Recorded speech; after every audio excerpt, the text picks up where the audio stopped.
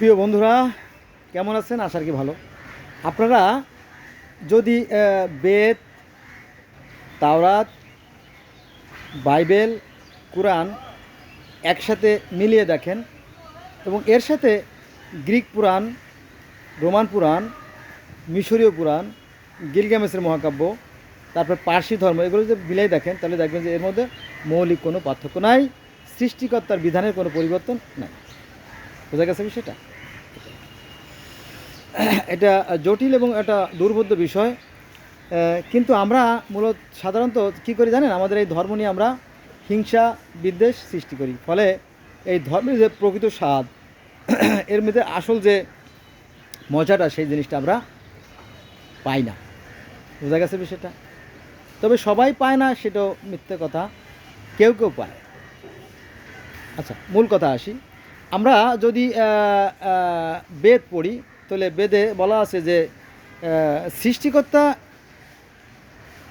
এক এবং অদ্বিতীয়, অর্থাৎ ব্রহ্মা একং দ্বিতীয় নাস্তি। সৃষ্টিকর্তা মাত্র একজনই, দ্বিতীয় কেউ নাই। তো সৃষ্টিকর্তা চিন্তা করলেন যে আমি এক থেকে বহু হব, আমি নিজেকে প্রকাশ করব। এই যে যত রকমের রূপ রস রঙের খেলা আমরা দেখি, যত রকমের জীব জন্তু কীট পতঙ্গ জব দেখি, সে তার থেকে সব কিছু সৃষ্টি। হ্যাঁ, কোরআনও তাই বলে যে সৃষ্টিকর্তা আদি, সৃষ্টিকর্তা অন্ত, তিনি যুগপৎ, তিনি সাকার, তিনি নিরাকার। তার থেকেই সব কিছুর উৎপত্তি, আবার তাতেই লীন হয়ে যাবে। আর একটু ছোটো করে যদি আমরা বলি তাহলে এইভাবে বলা যায় যে সৃষ্টিকর্তার নূর দ্বারা নবী মুহাম্মদের সৃষ্টি, আর নবী মুহাম্মদের নূর থেকে গোটা জগৎ সৃষ্টি। আবার এভাবে বলা যায় যে সৃষ্টিকর্তা ছিলেন একা, তিনি অসংখ্য অসংখ্য ফেরেশতা বা তার কর্মী বাহিনী সৃষ্টি করলেন, অর্থাৎ শক্তি। এই শক্তির বিভিন্ন রূপকে একজন একরকম বলে, এই শক্তির বিভিন্ন রূপকে বলা হয় ফেরেশতা। তো এটা একটা জটিল একটা সায়েন্টিফিক অ্যানালাইসিস আর কি, এটা সবাই বুঝবে না, আর যারা বুঝে তত ভালো। তো এই শক্তিগুলো তো মূলত ফেরেশতা, এই শক্তিগুলো মূলত কাজ করে। তো এই শক্তিগুলো অর্থাৎ সৃষ্টিকর্তা অসংখ্য ফেরেশতা তৈরি করলেন, বা দেবতা বা অবতার তৈরি করলেন, আর তাদের মধ্যে প্রধান প্রধান চারজন দেবতা তৈরি করলেন। যেমন ইসলাম ধর্মে আছে আজরাইল, জিব্রাইল আর ইসরাফিল আর মিকাইল, চারজন। আরও ফেরেশতা আছে, যেমন কেরাবিন, কাতেবিন, মুনকার, নাকির, রেদওয়ান, মালেক, হ্যাঁ, হারুত, মারুত, এরকম তো আরও অনেক ফেরেশতা আছে। তো ঠিক এরকমই সনাতন ধর্মেও চারজন প্রধান ফেরেশতা আছে। একজন আছে ব্রহ্মা, যিনি সৃষ্টিকর্তা, বিষ্ণু আছে পালনকর্তা, আর শিব আছে সংহারকর্তা। তারপরে আরও আছে অসংখ্য দেবতা, 33 কোটি দেবতা। তারা কি করে? অন্যান্য কাজগুলো করে থাকে। তাদের মধ্যে আরও ফেরেশতা আছে বা দেবতা বা অবতার আছে, যেমন আপনার কি বলবো, যেমন বিষ্ণু, তারপরে আছে আপনার ব্রহ্মা, তারপরে আছে নারদ মুনি, তারপরে আছে মনু, প্রহ্লাদ, এরকম তো অনেক অনেক। হ্যাঁ, মহামানবের কথা আমার ভুল হইতে পারে আর কি, আমি তো আসলে ওইভাবে বলতে পারতেছি না, আমার মুখে মনে আসতেছে না আর কি। তো এই যে ইসলাম ধর্মে যে চারজন ফেরেশতার কথা বলা আছে, এই ফেরেশতার কথা বলা আছে আবার তাওরাতে, জব্বুরে, আবেস্তায় বলা হয়েছে দুটো শক্তির কথা। এটা আছে আংরামাইনু এবং আহারমাইনু, দুটো শক্তিও আছে। আর আমাদের ইসলাম ধর্ম একই কথা বলে যে আপনার এটা আছে শয়তানের শক্তি, আর এটা আছে ফেরেশতাদের শক্তি, দুটো শক্তি, আর ঈশ্বর তো মাঝখানে আসেনি। ঠিক আছে? আবার সনাতন ধর্ম দুটো শক্তি আছে, একটা আছে অসুর শক্তি, একটা আছে দেবতা শক্তি। এবং অসুর এবং দেবতার সাথে যে যুদ্ধ হয়েছিল সেটা কিন্তু এখনও চলমান, এবং পৃথিবী যতদিন থাকবে ততদিন এই অসুর শক্তি আর অর্থাৎ মন্দ শক্তির সাথে ভালো শক্তির একটা প্রতিযোগিতা থাকবে। সৃষ্টিকর্তা এভাবে সৃষ্টি করেছে। হ্যাঁ, এটাই সৃষ্টির খেলা। এই বিষয়গুলো আমরা বুঝতে পারি না আর কি, আর বুঝতে পারলে তো সেটা মঙ্গল। তো আমি যেটা বলতেছিলাম যে রহস্যময় যে কথাগুলো বলতেছিলাম, যে এই যে পানি, এই পানির ভিতরেও আগুন আছে, এটা কিন্তু সবাই বুঝতে পারে না।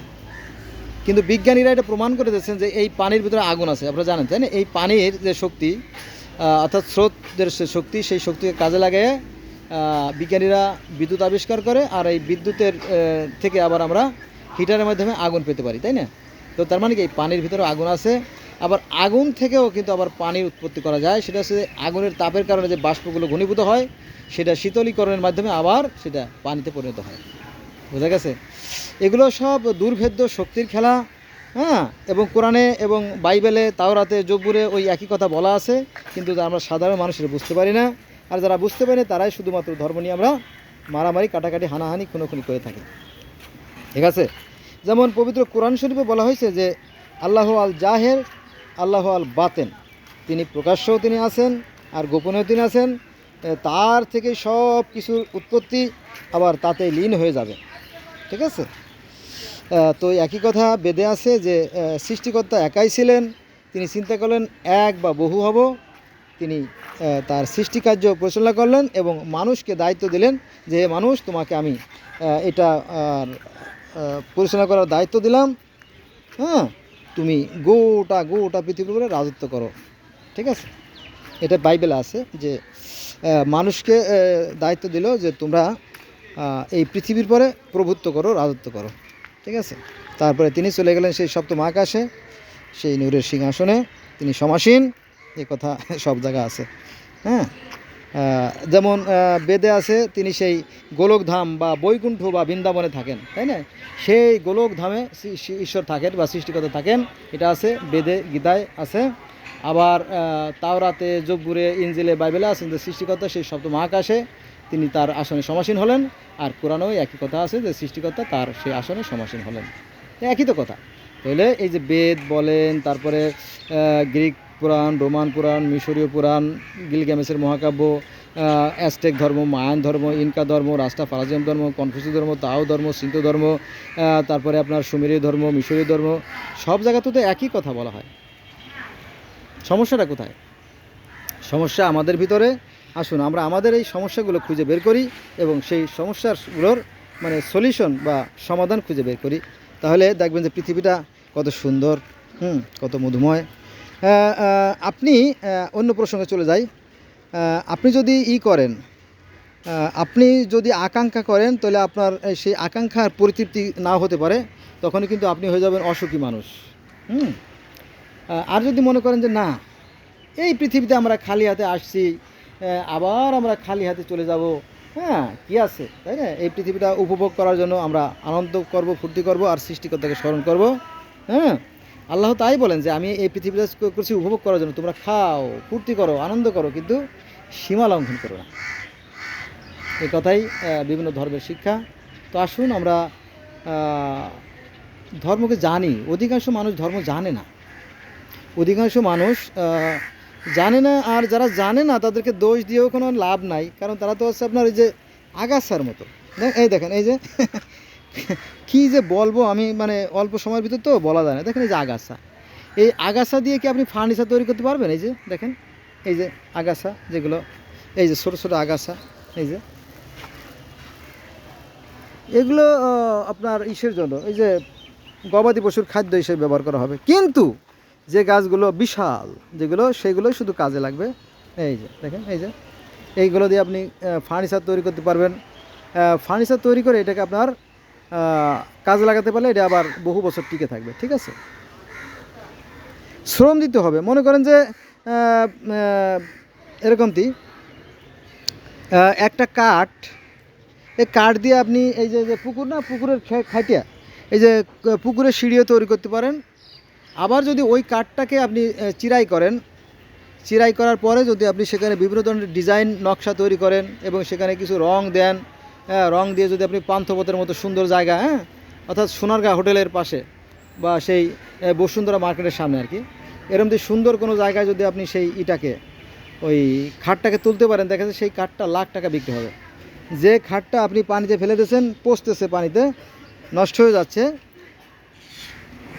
সেই খাটটাকে যদি আমি, কাঠটাকে যদি আপনি আবার চিরাই করে, ডিজাইন করে, নকশা করে, রং এর কাজ করে যদি আপনি ভালো জায়গা তৈরি করতে পারেন, তাহলে সেটা অনেক দামি হয়ে যায়। ঠিক আছে? তো মানুষের জীবনটাও ওরকমই, আপনি আপনার জীবনকে দামি করে তুলতে পারেন সাধনার মাধ্যমে, চেষ্টার মাধ্যমে, কষ্টের মাধ্যমে। হ্যাঁ, মানুষ হতে হলে কিন্তু আপনার অনেক কষ্ট করতে হয়, জানেন তো, তাই না? মানুষ হতে হলে আপনার মানবিক যে গুণাবলীগুলো আছে, সেই গুণাবলীকে তিল তিল করে, বিন্দু বিন্দু করে আপনার করতে হয়, ওই সংগ্রহ করতে হয়। এজন্য মানুষ হওয়াটা এত সহজ না, মানুষ হওয়াটা খুব কষ্টসাধ্য ব্যাপার।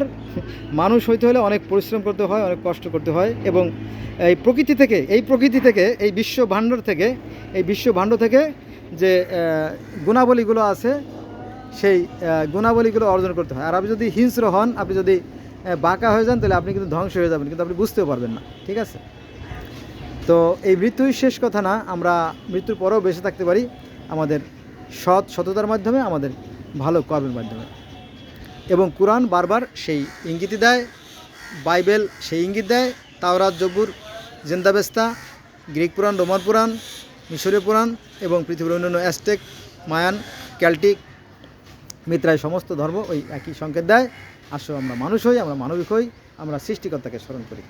বন্ধুরা, আজকে এই পর্যন্ত রইল। সবাই ভালো থাকবেন, আমার সাথে থাকবেন। অন্য আরেকদিন হয়তো অন্য প্রসঙ্গ নিয়ে আলোচনা করব।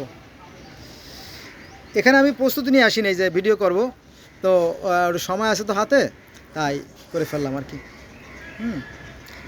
সৃষ্টিকর্তা আমাদের ভিতরে আছেন, আর আমরা সৃষ্টিকর্তার ভিতরে আছেন। যেমন একজন গর্ভবতী মার পেটে যেমন সন্তান থাকে, আমরা ঠিক এই প্রকৃতির ভিতরে আছেন। এটা কিন্তু সনাতন ধর্মে আছে, ইসলাম ধর্মে আছে, সব ধর্মে আছে। হ্যাঁ, আমরা এই প্রকৃতির সন্তান, আর তিনিও আমাদের সাথে আছেন, তবে শক্তিরূপে।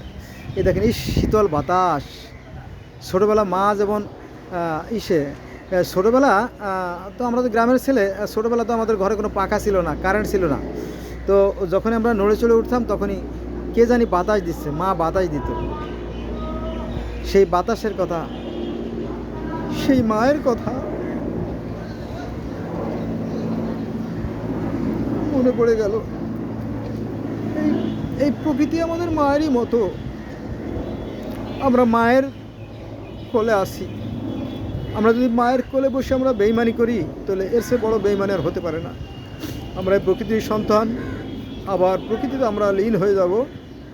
যদি আমরা ভালো কর্ম করি, হয়তো তিনি আমাদেরকে পুরস্কার স্বরূপ আবার হয়তো কোনো একটা ভালো জনিতে আমাদেরকে জন্ম দেবেন, অথবা স্বর্গে পাঠাবেন। আর আমরা যদি অন্যায় কাজ করি, তাহলে আমরা প্রকৃতির নিয়মে ধ্বংস হয়ে যাব।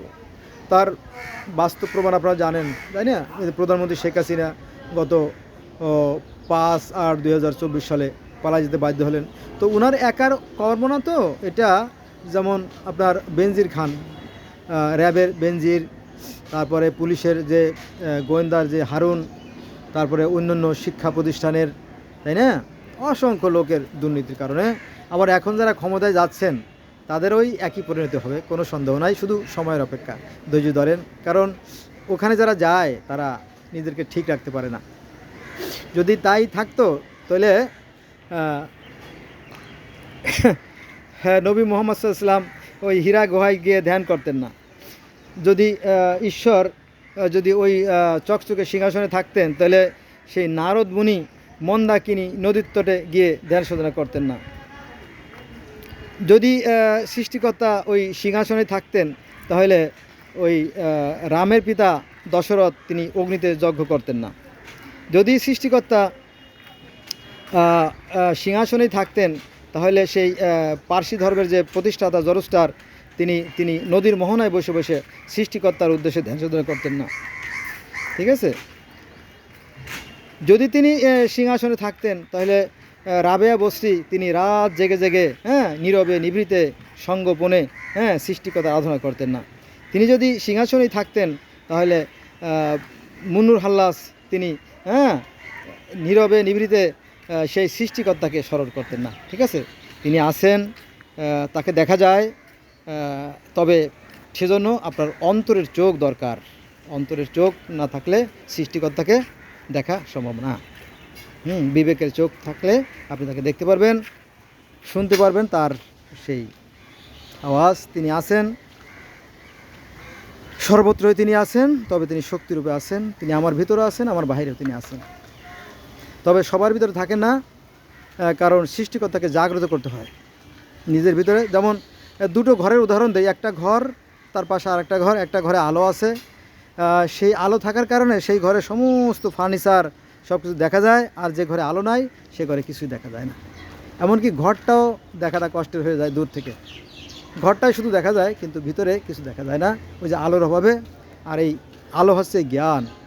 আর সৃষ্টিকর্তা জ্ঞানস্বরূপ তিনি আছেন। আমরা যদি মিশরীয় পুরাণ দেখি তাহলে সেখানে সৃষ্টিকর্তা 4 জন জ্ঞানের দেবতা সৃষ্টি করছেন। একজন হচ্ছে হু, শেহা, শেম, হেহ, এবং এই 4 জন জ্ঞানের দেবতাকে বলো তোমরা এই বিশ্ব ব্রহ্মাণ্ড সৃষ্টি করো, সব কিছু সৃষ্টি করো, এরকম একটি কাহিনী আছে। তো বন্ধুরা, ভিডিও লম্বা হয়ে যাচ্ছে, আজকে আর না, আজকে এ পর্যন্তই। সবাই ভালো থাকবেন, আমার জন্য দোয়া করবেন। আল্লাহ হাফেজ।